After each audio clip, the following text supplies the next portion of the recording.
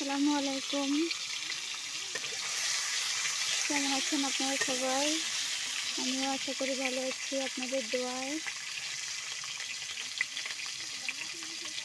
এই যে আজকে রান্নায় চলে আসলাম দুপুরে, বাড়িতে মেহমান। তা আজকে ডিম ভাজি করছি। এই যে ডিম,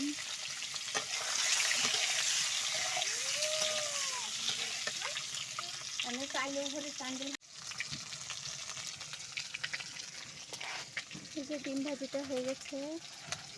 আর আদা রসুন বাটা ছিল, সেটা দিয়ে দিলাম।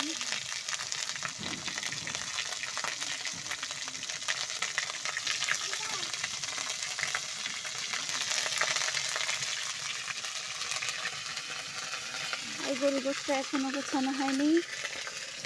এই যে জিরে আর রসুনটা, শুধু পেঁয়াজ আর জিরেটা বেটে নিয়েছিলাম।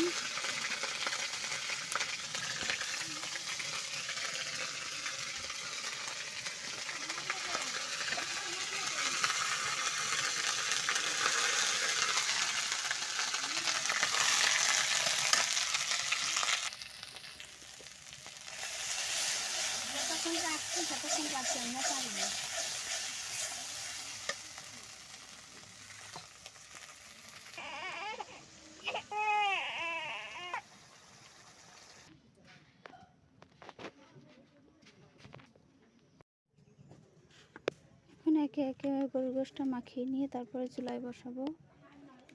সর্বপ্রথমে পেঁয়াজটা দিয়ে দিলাম।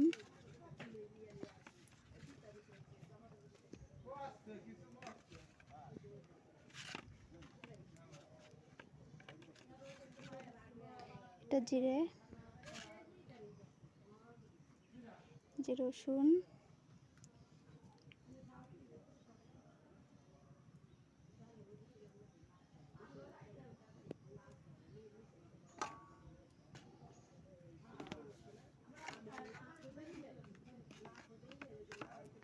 এটা আদা, পুরোটাই দিয়ে দিলাম, এতটুকুই ছিল।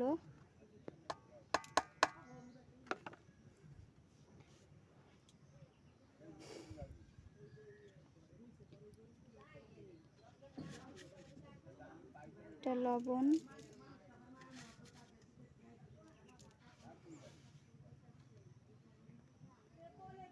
হলুদ,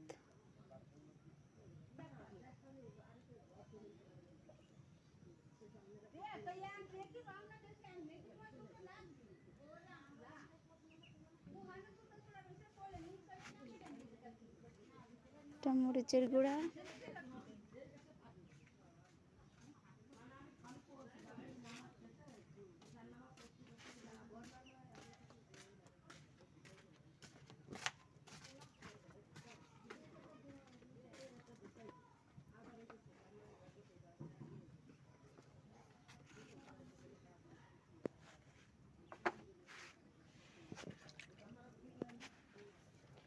এখন সুন্দর করে মাখিয়ে নেব।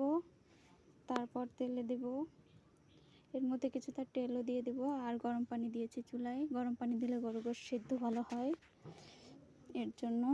আর এই মশলাটা দিয়ে দেবো লাস্টে।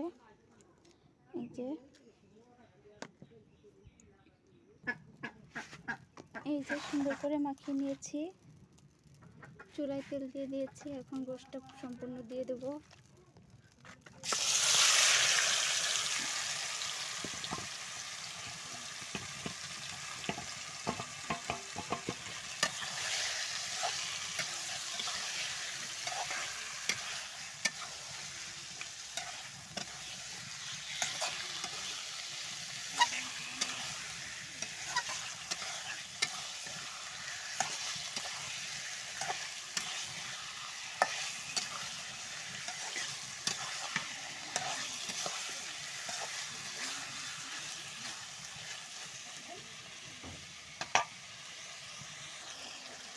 এই যে গোশের সাথে যে পানিটা আছে সেটা টেনে গেলেই কষার পানিটা দিয়ে দেবো।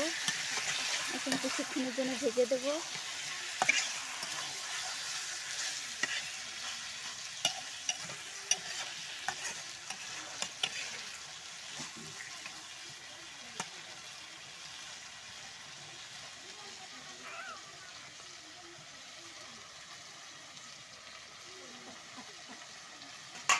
আপনাদেরকে আবারও বলে রেখে আমার ভিডিওটা সম্পূর্ণ দেখে কন্টিনিউ করবেন।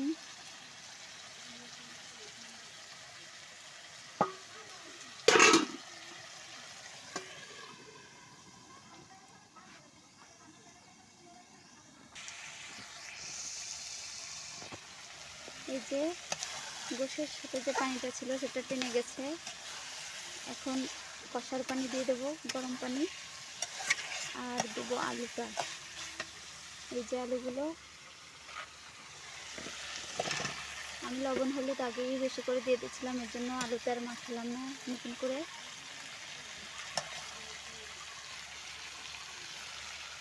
ভাতটা আগেই হয়ে গেছে। এই যে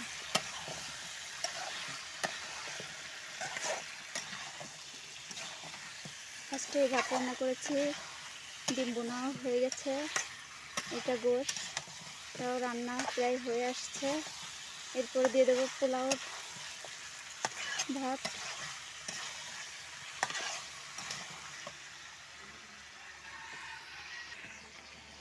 এই যে পোলাওর জন্য পানিটা আগেই বানিয়ে রেখেছি। এই যে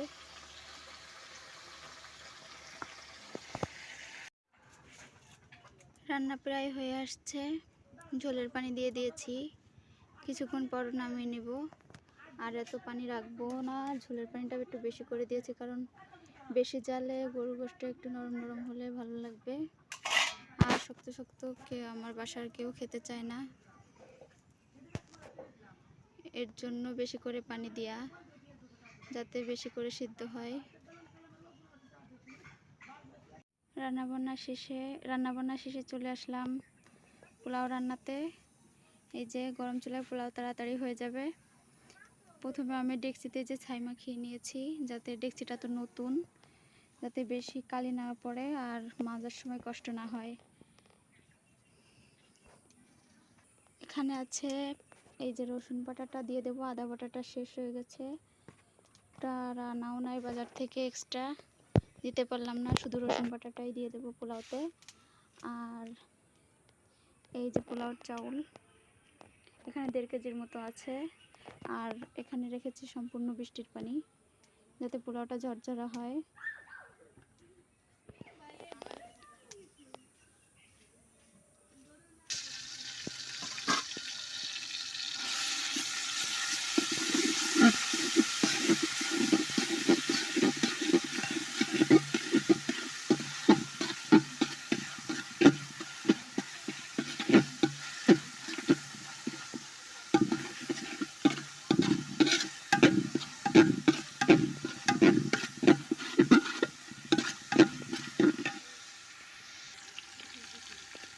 দিয়ে দিলাম 2টো তেজপাতা ছিঁড়ে ছোটো ছোটো করে।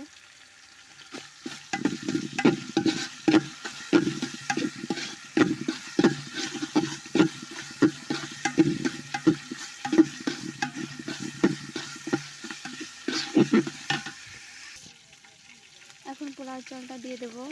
আপনারা হয়তো বলতে পারেন পোলাও চালটা ধুলো না, এই চালগুলো ধোয়া লাগে না, তাই ধুলাম না।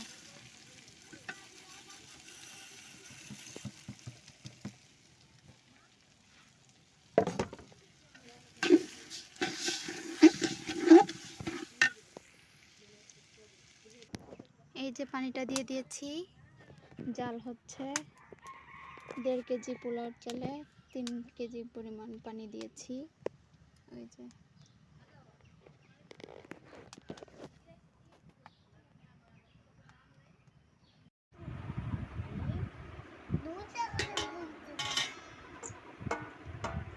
আপেল একটু হয়নি, তোমার ভিডিও করতেছ।